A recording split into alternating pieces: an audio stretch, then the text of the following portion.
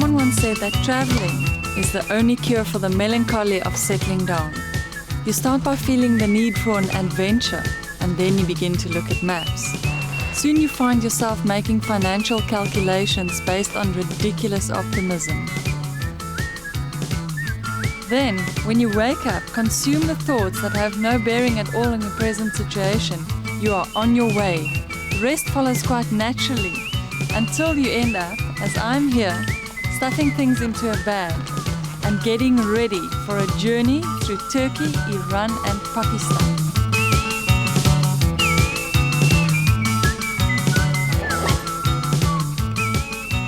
I think that this journey will be very interesting, especially for me as a woman. We hear and see all kinds of stories in the media about human rights, women's rights, and the Kurds, but what really happens there? During this journey, we aim to look at the people, their arts and their culture as it reveals itself in front of our camera.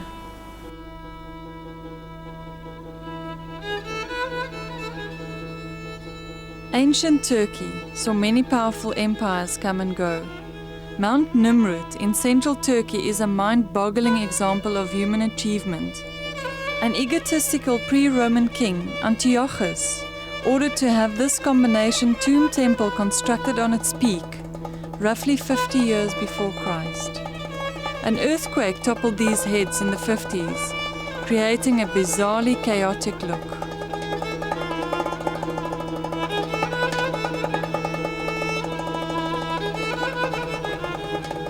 Rock formations known as fairy chimneys resulted from volcano eruptions around 5 million years ago in the Cappadocia region. Volcanic ash and mud, or tufa, that spewed from these volcanoes settled in layers up to 150 meters thick.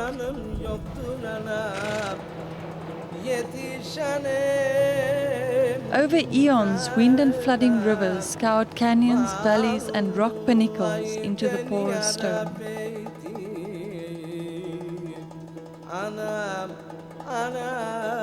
Soon, the first settlers arrived looking for shelter from bad weather and danger. These early inhabitants quickly saw the possibilities of carving sturdy dwellings into the tufa. This resulted in a troglodyte or cave dweller lifestyle in the area, of which the oldest date back as far as 5,500 years before Christ. Living in a rock-hewn home, older than the ancient village of Gurume below, Halil Mizrak is a modern-day caveman. He used to live in the village, but due to failing health and the high cost of medication, was forced to move here. It turned out to be less of an inconvenience than he initially thought. He has come to love his home with a roofed terrace and splendid view.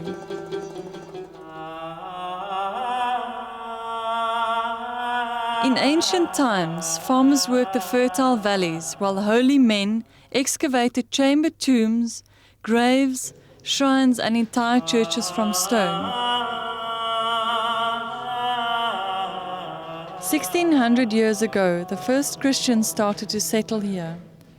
A large cloistered community of monks lived and prayed in elaborate cave monastery complexes. Until as late as 1922, groups of Christians were still living in these caves. For 300 years, these monks prospered. It was during this time that they sculpted the greatest number of large churches, with their brightly colored frescoes, into the hills around the villages of Urgup and Gurume.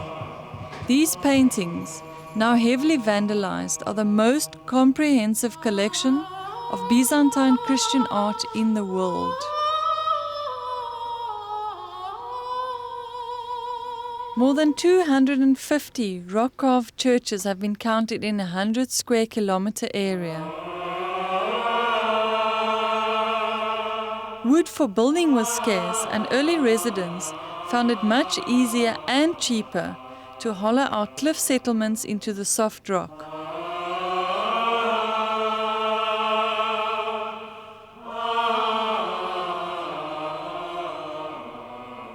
For security, entrances were often placed high above ground, accessible only by retractable rope ladders or finger and toe holds in the rock.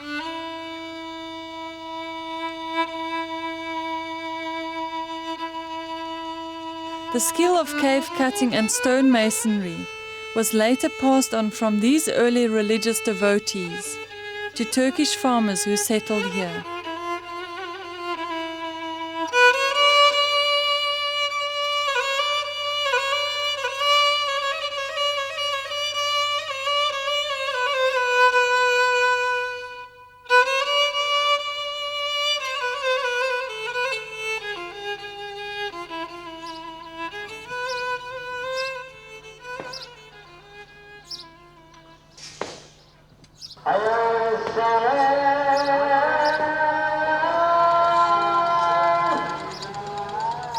Once a small, sleepy farming village, Gurume has expanded considerably over the last decade due to tourism. Small pensions or guest houses are popping up everywhere in seemingly seasonal cycles to cater for all types of travelers. Surprisingly few use the apparent abundance of rock dwellings. Admirably, those who do have managed to retain the spirit of Cappadocian history by keeping it modest. Many locals, especially young males, have abandoned their miffed fathers in the fields to herd tourists. Where their ancestors hunted with obsidian and flint tools, some have opted for frisky hairdos and catchy phrases. A tourist machine running on awkward tension between the way forward and how it used to be is making the bucks. My name is Ahmet. I am owner of the Panoramic Pension. I work here with my mother. My mom is help make a cook here for the tourists. It's traditional Göreme is food. And my father, he doesn't come here. He come here sometimes. He's a farmer. I don't like to work to farmer. My really job, I'm a carpenter. It's not good work here. 4 years ago, I opened this place and I love my job. We have just one problem. We don't have a water here. Every day water is gone. This is the problem with Göreme. We just bring to outside with truck to water here. Baba, 100. Var üzgün. Az. In the Cappadocia, many tourists coming here. They don't want everybody is changing these cave rooms. What is the before people, what they can make is stay like that. We can, for example, this is the cave room, the upstairs, this one. The door is small, the people doesn't go in, not easy to in. I want to make a little big door, but I can't because the government said you cannot change this door. How is this door stay like that? Did you see there are the pigeons? This is very good to big cave for the pigeons because in Cappadocia is many fox. Do you know the fox? Yeah. They make a pigeon rooms, the big high cave rooms, because the foxes doesn't go to the big caves, doesn't eat the pigeons. The people is used to pigeons for the pigeon is shit for the ground, something for the garden. The 100 years ago or 150 years ago, there is not. We use the shits, the pigeon shits for the garden.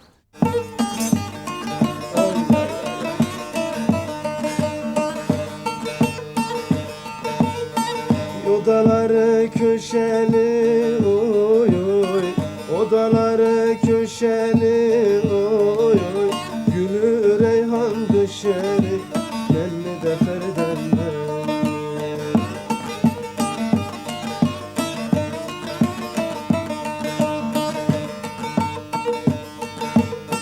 Ne ağladım ne güldüm oy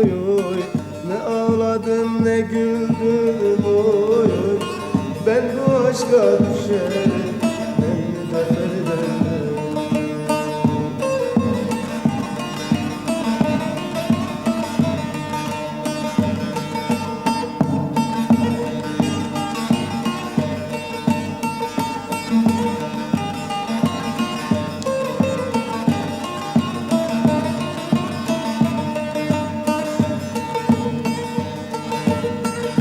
Gidiyorum işte gör oy oy Gidiyorum işte gör oy oy Hayalde The moment you think that you've seen man's most ingenious attempt at finding shelter, you are blown away yet again.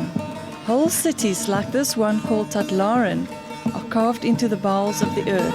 Kıymetimi bilmedin oy oy Kıymetimi bilmedin oy oy Bir kötüye düş de gör Meyde Feride'm These places evolved from the need of the locals to escape countless raids by the various intruders throughout the ages.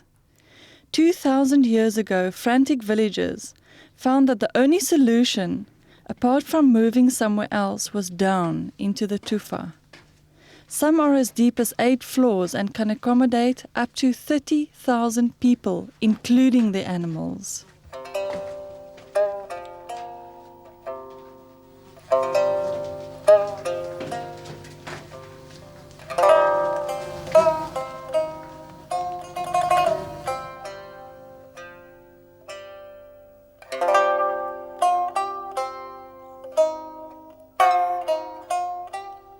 A unique feature of this particular city is a jail with an ensuite privy. Could this possibly be the first long drop?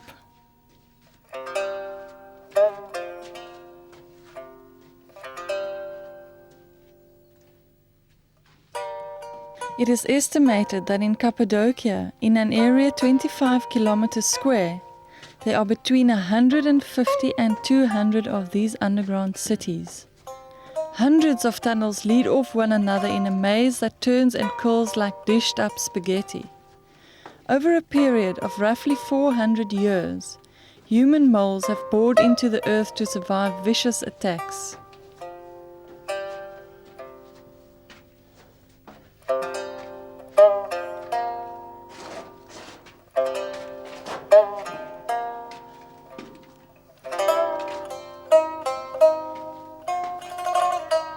With remarkable precision, they could negotiate pathways into the crust that would link with other tunnels and rooms and sometimes other cities.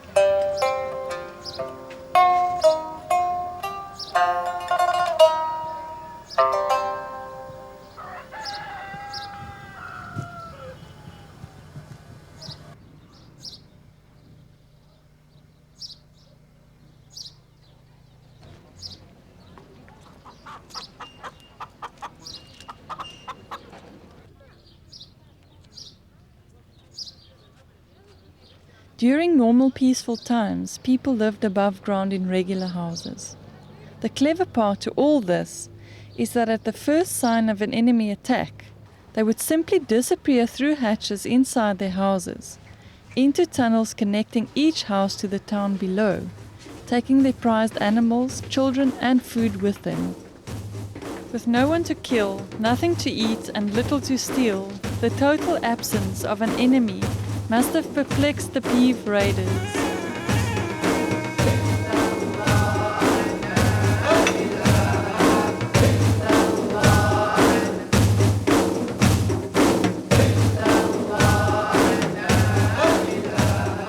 Heavy round doors rolled into place could seal all entrances from the inside.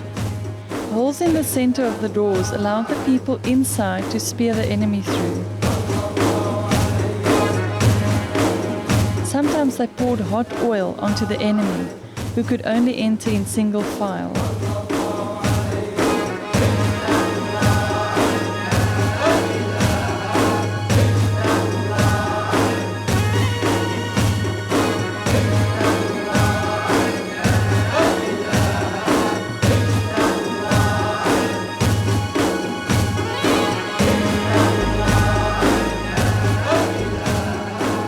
Passages often called back underground, affording the imprisoned defenders the opportunity to attack their conquerors from behind or escape safely.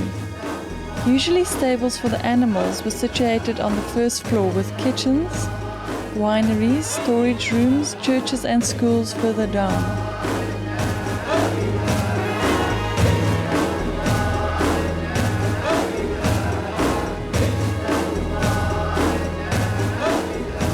Ventilation shafts and water wells gave the inhabitants the ability to sit out dangerous situations for as long as they needed to, even if it meant overdosing on claustrophobia.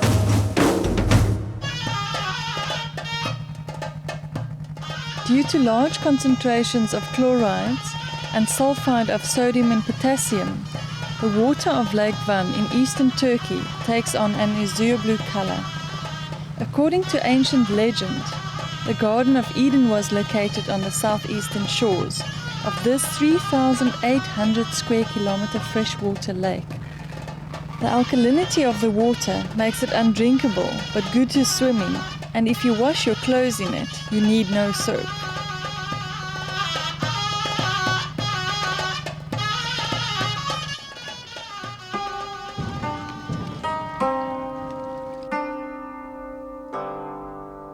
During the early Middle Ages, Armenians mainly used the island of Akhtamar as a place of refuge.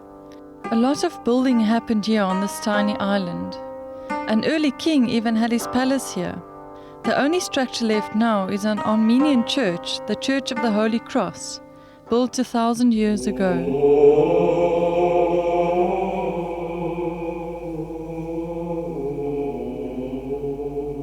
The interior of the church, with its marvelous domed roof, was adorned throughout with huge murals, much of which has faded and lost its splendor. Now just enough is left for a glimpse of the original decorative scheme, the most popular of which were portraits of bishops and scenes from the Gospels. Thomas Artusini, the ancient chronicler, documented many dignified religious ceremonies, including the crowning of kings and stately funerals, which took place here at the turn of the century.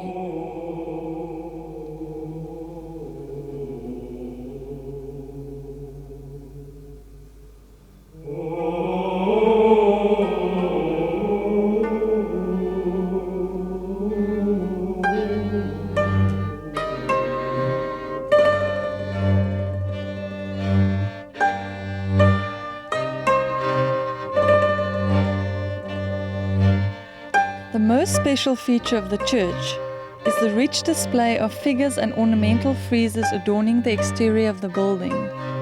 Entwined in a blossoming grapevine, various motifs of humans, beasts and birds form a vine scroll depicting mythical pagan symbols. A shadow play resulting from the sunlight striking the relief work, sculpted into the walls, tell the biblical story of Adam and Eve, a happy whale about to swallow Jonah, David and Goliath, and more.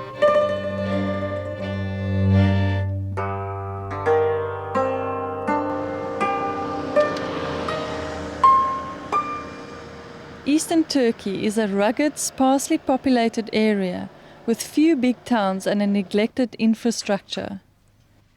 The town of Van, close to the lake, serves mainly as a business center for Kurdish entrepreneurs of the southeastern mountainous regions.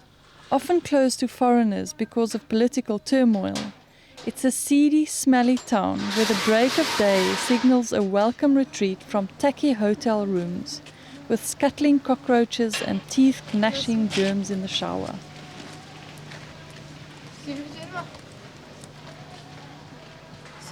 Around taxi ranks, it's a man's world where the inability to communicate verbally is no problem at all if you have cultivated a smoldering sexual ambiance. Here playful tea mixes healthily with rampant testosterone.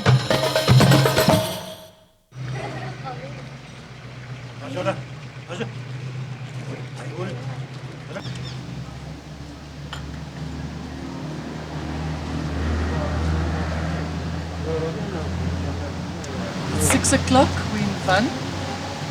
We from here we're catching a bus to Dubai-Zit, where we're going to cross into Iran. We're starting the morning with traditional chai and fresh bread.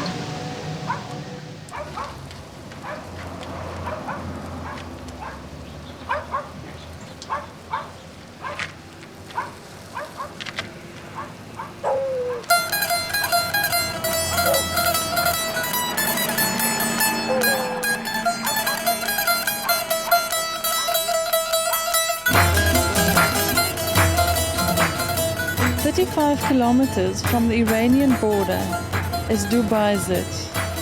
It's a small, dusty village situated close to the foothills of the fabled Mount Ararat, with its permanent cap of snow. Standing 5,200 meters tall, it has always been shrouded in cloaks of cloud and mystery.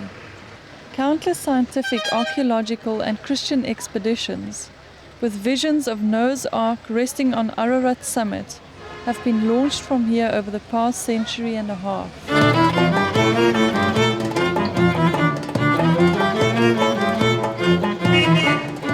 This is a schizophrenic little town because at night the apparent tranquility is replaced by vicious packs of wild dogs and armed military vehicles roaming the streets. Kurdish rebels sporadically engage government forces in guerrilla war tactics, resulting in excessive paranoia and violence. Fortunately, a window of relative calm between skirmishes allowed us in to go on our own little expedition into the mountains.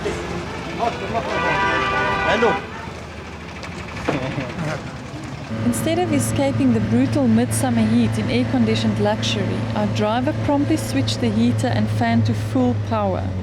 This blowtorch diversion of hot air that made the seats wilt, he reckoned, would prevent the battered engine from possible heat seizure. For a while it was a toss-up between us and the engine. We had to remind ourselves that it was a luxury to be traveling in a car in this harsh landscape. 5 kilometers from the Iranian border there's a very interesting sight to be seen, Noah's Ark, and this is it. Behind me we have Mount Ararat, and it is said that the villagers living in this village are descendants from Noah himself. That is, if we can believe any of the findings by an American, Ron White, a biblical archaeologist who mounted an expedition here in 1994. He had found photographs taken in 1959 by a Turkish pilot conducting an aerial survey 17 kilometers from Mount Ararat. It showed this boat shape that had appeared after an earthquake, a shape that didn't resemble any other geological formations in the area. White brought a few scientists, including David Fassold here, and they did subsurface radar scans of the area. Soon after, Wyatt declared this to be Noah's Ark, and he has since taken tremendous flack from other archaeologists and scientists who believe that this evidence was cooked up to serve some fundamentalist Christian need. They found that these shapes in the ground are nothing more than geological formations resulting from erosion. Less controversial and infinitely more visual is this palace, 6 kilometers from Dubai-Zit, built over a period of 100 years starting in 1685. Ishak Pasha was a feudal lord who became unthinkably rich from his share in the control of the lucrative caravan trade along this section of the Silk Route. Much of his enormous wealth was lavished on the construction of his fortress that boasted 366 rooms and central heating high above the Ararat plains. This is a frontier town between Turkey and Iran. Within an hour we'll be crossing into Iran. Turkey is still a familiar experience to the Western traveler, but Iran promises to be something completely different. A man in a dolmush on our way here said to us, Iran, we don't know what to expect.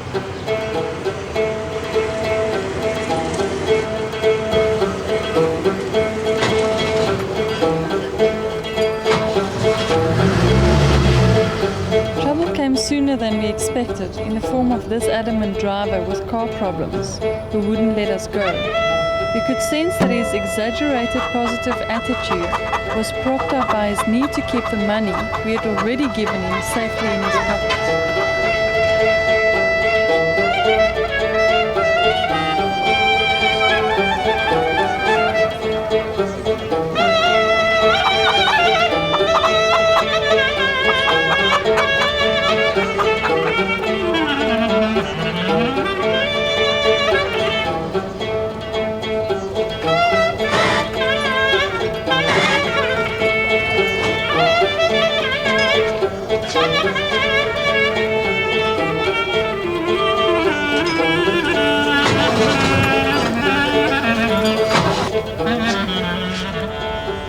Later saw us seething, and we could only hope that after this annoyance all else would go smoothly.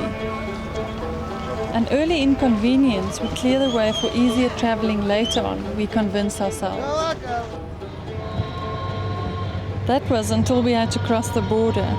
After dealing for another 5 hours with border officials who knew of Nelson Mandela but couldn't believe that a country could possibly be called South Africa, we were in the Islamic Republic of Iran, koptuk and all.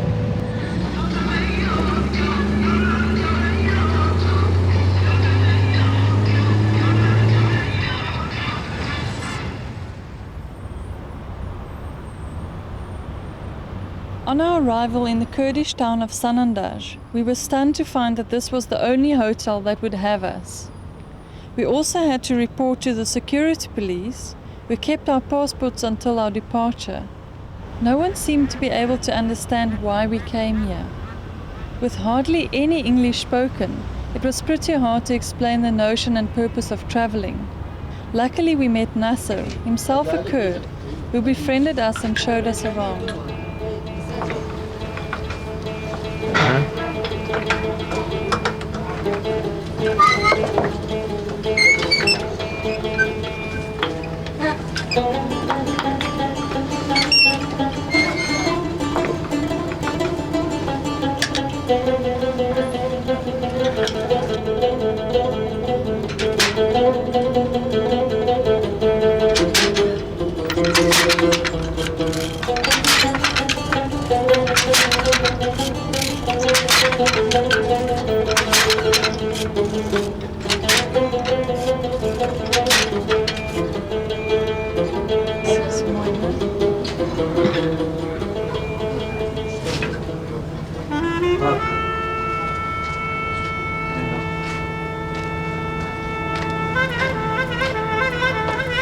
This is for the Kurdish men's clothing. No, this is for praying. This is for praying. No, not praying. Okay. For praying, for covering the house, Yes. for covering the floor, and this is a good design. Yeah. It was agreed that we would say that Nasser was our guide if anyone, or more specifically, the security police asked questions. In return, he had a few days to practice his halting English on us. Being very close to the Iraqi border inflicted on Sanandaj the curse of being caught in the middle of the 1980 Iran-Iraq war. Over a period of 8 years, it was bombed and burned to the ground. The Kurdish people, whose territories have always been in dispute, yet again became the football of two warring nations. If ever there was a propaganda machine, then this must be it. During the warm summer months, people flock here to watch movies prescribed by Shia Muslim leaders. Often we had to endure banned snippets of badly recorded American action movies, shown with defiance and cunning illustrations of bravery. Since the Cultural Revolution, started by the late Ayatollah Khomeini in 1980, little more than sport, religion and kiddies programs make it onto the box. It is also not very often that women are seen to do normal things on television. Somehow a figure veiled and wrapped in black, with only eyes showing, does not work so well as a television presenter.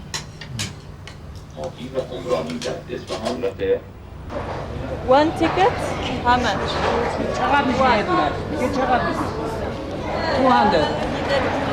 200 for one. Nowhere in Iran did we ever see anyone beg for money.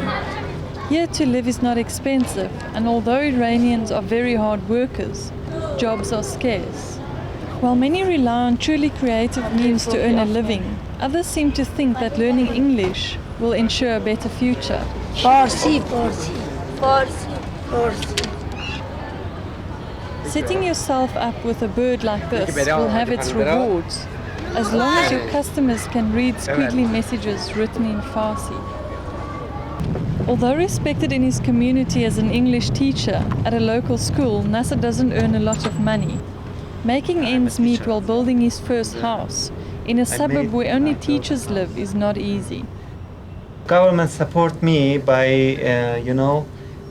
giving me money from the bank. Later on,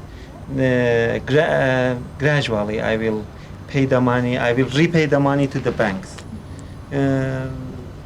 I loan from the bank, from the bank, and gradually I will, according to my salary, some part of my salary, I will divide my salary into 4 parts, and I will give the government, the bank, one fourth, of my salary for about 15 years. Can you read it? Yes, please. Start it. I sometimes stay in bed until lunchtime. Last Sunday, I got up very late. Zahid, Nasser's good friend and colleague, has taken advantage of the growing number of English students to supplement his earnings. With permission from the government, he has set up this small classroom in the basement of his house and teaches boys and girls on alternate days after Where is he school. from? He's come from Iran. Are you from England? No, I'm not. Where are you from? I come from Iran. I come from Iran. Ask me some question. Where are you from? I come Tough from visa Iran. requirements from Western countries and the plummeting value of the rial make it almost impossible for Iranians to travel. Comes from Iran. Strangely, everyone we spoke to, especially the youth, is totally in awe of America. My name is. It quickly became evident that the man in the street does not share the government's hatred of the US. Where do you live? As in the case of South Africa, isolation is not only crippling the economy, but also causing rampant naivety of what goes on in the rest of the world in the minds of many.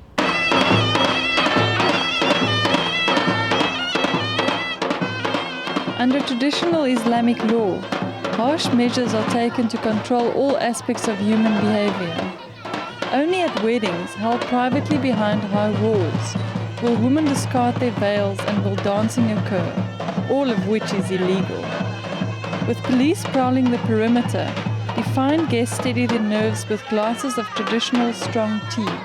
Amidst all this so-called criminal activity, not a single drop of alcohol is consumed.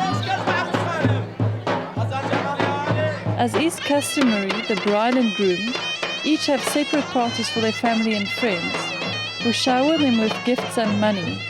Then at around 12, the groom arrives to fetch his bride, to go to the prepared room where they will live communally with his extended family.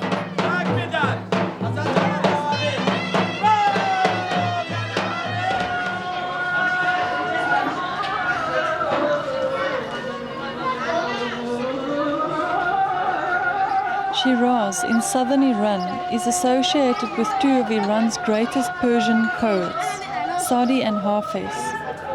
This ancient stone lion from Baluchistan was brought here to add grace to the last resting place of Hafez, whose tomb is situated in this fragrant garden. It is said that his poems, open at random, will give answers to questions in the minds of his devotees, who come here on pilgrimage under the watchful eye of policemen, feigning casual indifference. The Iranian constitution, written and passed by Ayatollah Khomeini in 1979, gave men more freedom than women. According to fundamentalist Shia reasoning, women should be in the home tending to children, while men are out there conquering the world. Warnings to stick to rigid dress codes, with 2 optional variations of style in black, are displayed in most public places. In disguising the shape of the female body and allowing only hands and a small part of the face to be exposed, Khomeini and his mullahs thought that it would take care of the evils of temptation and lust. Surely they must have suspected that covering the body was futile, with the eyes left naked and exposed. In 1989, a law was passed that ordered 74 lashes and prison for any woman not properly veiled, and a family to pay for her upkeep while in prison. Without doubt, some of the finest craftsmen in the world are Iranian. Nurtured and cultivated over centuries, skills like the making of felt hats for Qashqai tribesmen are handed down from father to son. Due to the scarcity of jobs, small family businesses are favored in an attempt to survive. After the Cultural Revolution in 1979, Iran's economy took a serious knock. Luckily, Iran is oil, because export in other commodities does not earn a lot in foreign money. Was it not for petroleum, Iran's economy would be in dire straits. The man in the street is poor, and a skilled laborer does not earn a lot. A teacher, for instance, would earn the equivalent of $150 a month.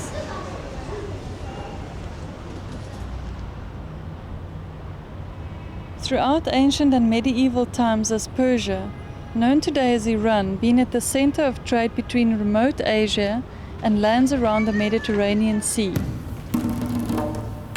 Persepolis was built 512 years before Christ by Darius I to display the majesty and splendor of the world's first empire. Egyptian artists, Babylonian stonemasons and craftsmen from many far-flung places were brought in by Darius. Now, all that's left are these ruins after Alexander the Great burnt it all down in 323 BC, in revenge for the plundering of Athens and the devastation of the Acropolis by the Persians 150 years earlier. For centuries, these magnificent structures were covered with ashes and dust. Although stripped of its original bright coloring, these bas-relief treasures were actually well preserved by the blanket of debris.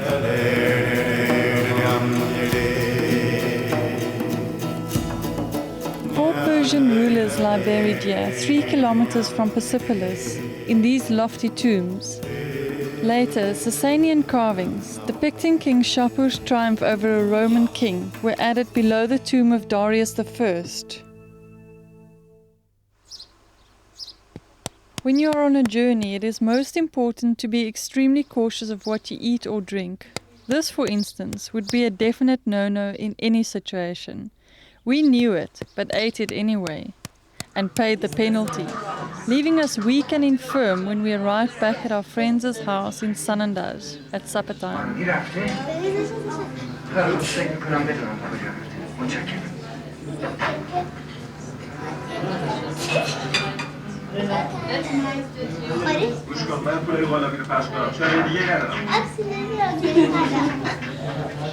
Nasser and Zahid had performed a miracle. With their connections in the local community, they had managed to get rarely given permission for us to film a large dervish meeting later that evening.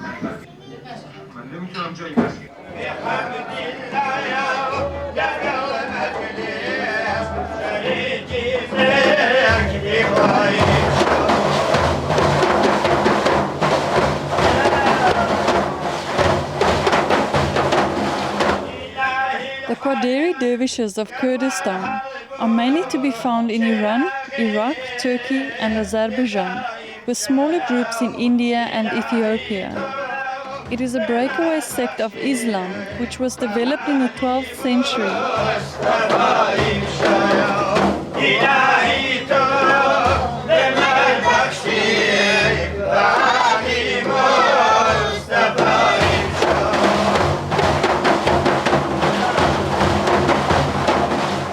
Followers of other religions like Judaism and Christianity can make use of personal prayer to reach their God, while Hindus and Buddhists see a personal search and communion with God as central to their beliefs. The teaching of the Prophet Muhammad, on the other hand, does not allow this and relies on a rigid system of repeated prayers in its devotion.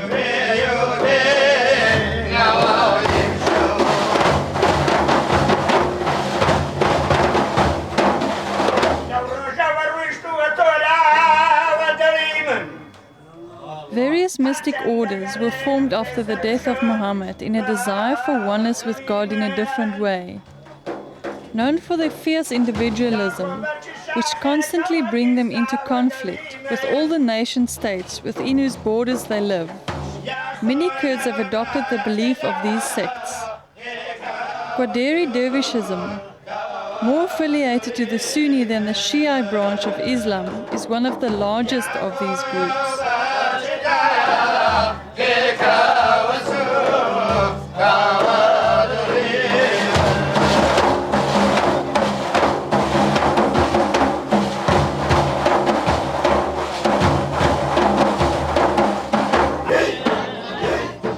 Devotees believe that, with the permission from their sheikh, they can perform unbelievable physical acts without harm.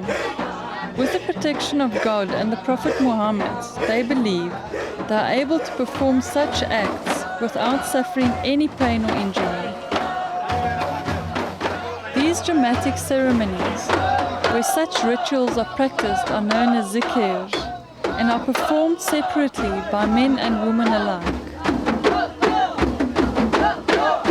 Under the supervision of various sheikhs and their helpers, who monitor the situation carefully, believers work themselves up into a trance-like state by way of repetitive rhythm and hyperventilation.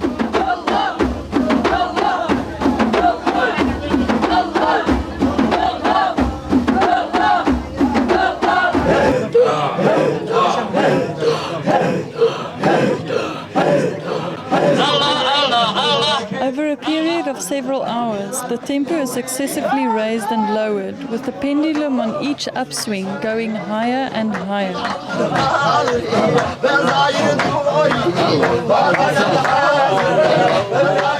Eventually, rhythmic singing and the beat of the dev induce a collective feeling of euphoria that bring on the urge to show their spirituality openly. Helpers are always on hand to make sure that no one gets hurt and that good sense prevails among all the chaos.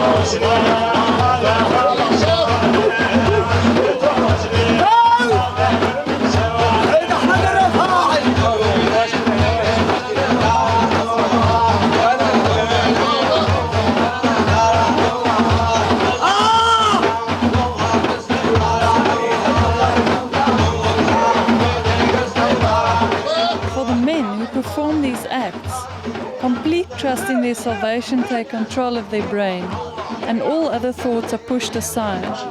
They believe that anything that is not done in God's name is pointless, and that He would react by shielding them from harm when demonstrating their love and faith in Him in this way.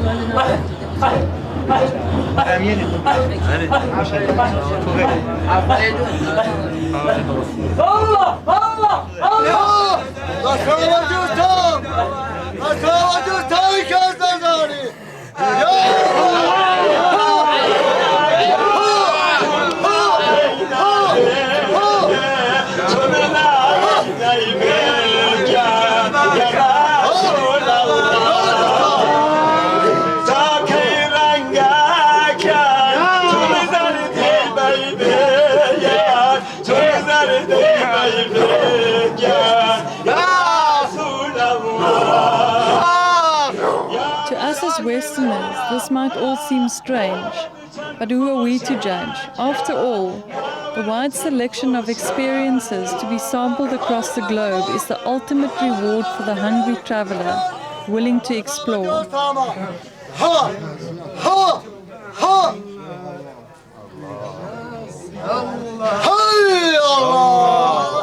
Join us next week for the second episode when the journey continues. صلوات النبي محمد رسول الله. اللهم صل على سيدنا محمد وعلى آله وصحبه. صلوات النبي وحضرة محمد وأحمد حضرة محمد. اللهم صل على سيدنا محمد